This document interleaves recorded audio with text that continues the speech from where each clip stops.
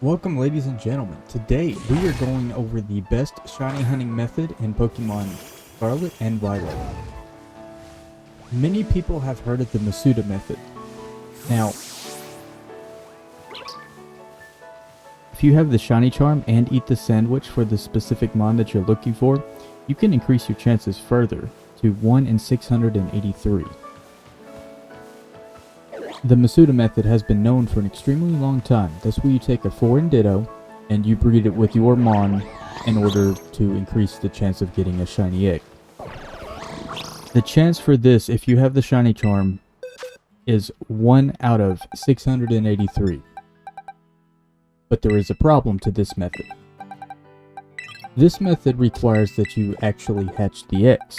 Now, this is time consuming. Even if you have something with flame body, it still takes a good amount of time.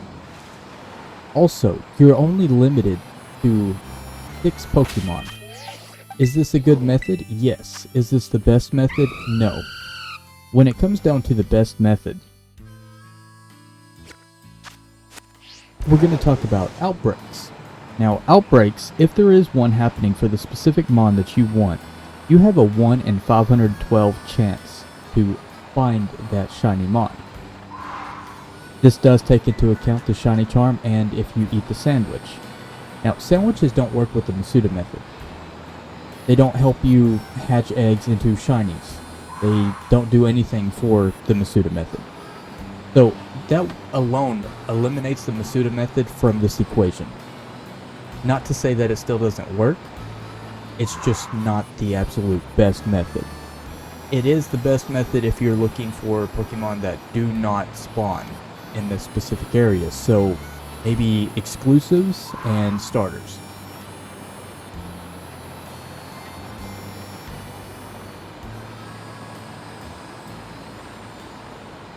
Now, you might be wondering, well, what happens if there's not an outbreak for the specific mon that I'm looking for?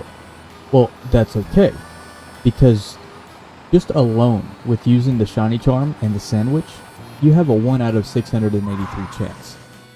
Now, if you've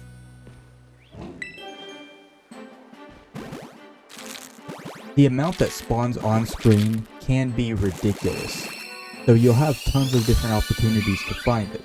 If it doesn't spawn, all you have to do is move out of the area and back into the area,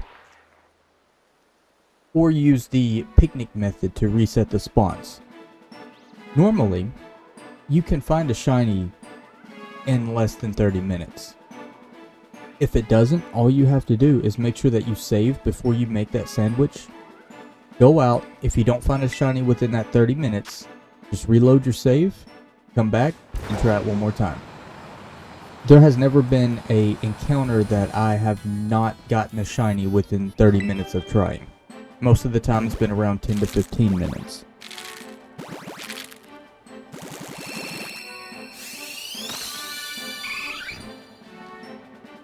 If you want to check to see how much time you have left, you can press right on the D-pad and it will bring up how much time you have left for that sandwich and those buffs. Now we're going to go over individually these methods of how to do this. With the Masuda method, finding a Ditto is fairly easy. It disguises itself as another Pokemon, so you'll have to target it in order to see if it's a Ditto or not. Then of course you have to trade that with somebody that has a foreign Ditto. You can do this by using the code 48884888.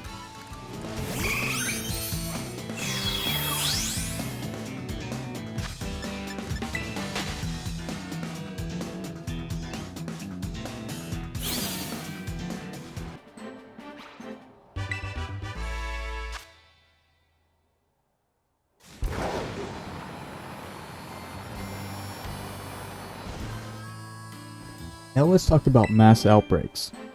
Mass outbreaks, what you do is you find something that you want to go after a shiny for. So any mon will work as long as it's having a mass outbreak. Once you get to the mass outbreak, you need to clear at least 60 Pokemon by battle them or using the Let's Go feature. Don't have to worry about fighting a shiny because your Pokemon will not battle that shiny. If the Pokemon does not show up after you cleared at least 60 of them, set up the picnic, pack it up again, and that'll cause the spawns to re-roll in the area. And basically you just continue doing this until you get the shiny. Using the outbreak feature when you've cleared 60 or more, the total odds for that is 1 out of 512.